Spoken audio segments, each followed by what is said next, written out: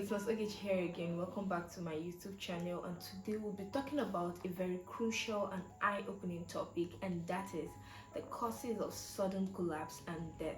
This is a topic that affects us all, as it could happen to anyone at any time. So stick around, because the information you get today might just save a life.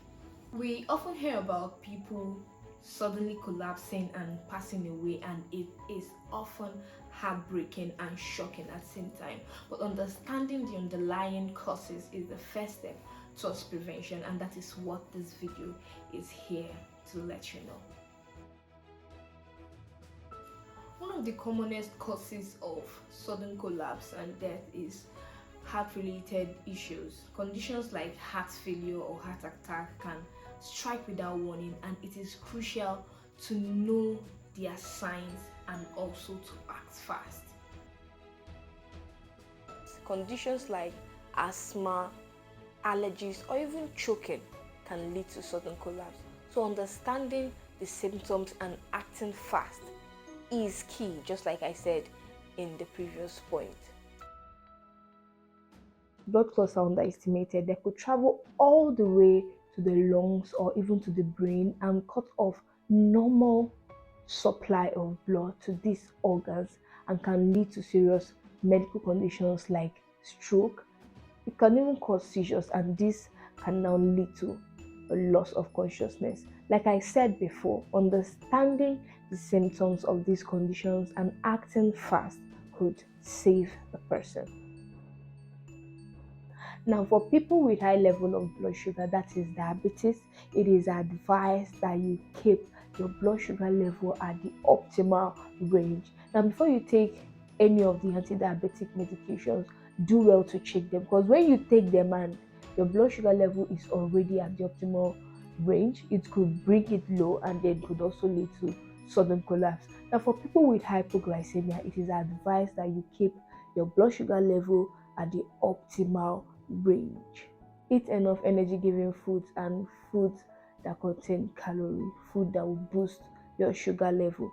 So people with these conditions are at risk of sudden collapse, and thus should keep their sugar level at optimal range. One of the ways to prevent sudden collapse is by going for regular checkups. Now, going to the hospital to report any symptom you notice could help to detect any underlying illness before it gets worse. So it is advised that you go for regular checkups. If you think you're at risk of sudden collapse, or even anyone around you, please go for regular checkups, and then this would help in identify any underlying illness and treating it early. People with pre-existing medical conditions like the ones I mentioned in the courses should endeavor to stick to their management plan, and also to live a healthy lifestyle. This would help to curtail the incidence of sudden collapse. If you manage your condition well, it wouldn't get that bad. In my next video, I'll be talking about what to do in cases of eventuality. That is, when someone around you suddenly collapses. We can never be too careful, so it is important to stay informed and equipped for anything. To bring the message home, we have some real life stories of people who have faced sudden collapses or have witnessed them. These stories serve as reminders that it is important to stay informed and prepared. Hello, I'm Precious. So I want to share an experience of sudden collapse. Have you been there before? Actually, it's not really a good experience, so to say, but about mine, then I was still a student. I was just there, very much okay, strong, always a strong lady anyway, yeah. So it was just something I boast about, like I could go on and on, like telling you how strong I am, but I think I depended on this strength and it failed me anyway. So one major cause of this sudden collapse is hypoglycemia, and I'm talking about this because that was the exact cause of mine years back. So what happened? We had lectures because we were preparing for an exam, very important exam.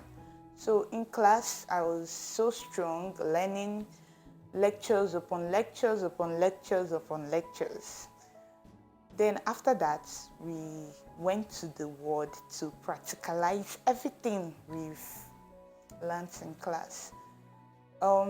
I forgot to tell you that I didn't take my breakfast in the morning because I don't like eating in the morning. So it doesn't really go well with my system. So I skipped breakfast, lunch because we were very, very busy in school. Then we were there doing our practical. Then all of a sudden, I felt this heat, a rush in my system. Then from there, my eyes started rotating. Everything happened in a flash. I wanted to call on someone to assist me, but I couldn't even get to that person. Then what was the next thing? I saw myself on the floor. People rushed and tried to help me. That was all I could remember. The others were history, of course. It's Nosogechi. You already know it's Nosogechi. And yes, I had that experience too. And that is why I am so keen on keeping people informed so they wouldn't enter into the same scary condition that I was in. Yeah, sudden collapse is scary.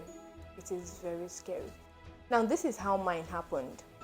We were in the theater that day for a surgery. I was the scrub nurse assisting the doctor during the surgery. I did not eat that morning. I only took snacks that day. And then you know how it is in the theater. That was not my first time anyway. I've been in the theater time without number. So, but that day was very unique because I was not prepared at all. It was an emergency cesarean section. As the surgery was going on, everything was going on fine. I was doing well. But suddenly I started feeling hot. The next thing I knew, I started sweating profusely. Like, you know how theaters are? There is an AC. Everywhere was cool. I was not supposed to be sweating in that condition, but I was sweating profusely. And I started losing strength and losing concentration too. The doctor noticed at some point because he discovered I wasn't really following the surgery anymore. Then at that instant when I was about to call on the Reverend sisters that were around, I wanted to tell them that I was losing strength. The next thing I knew, I saw the bed going this way. But actually, I was the one falling. I was the one falling.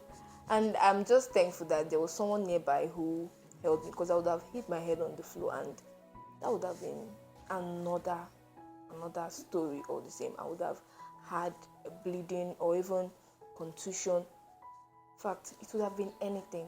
It is a very scary situation to be in.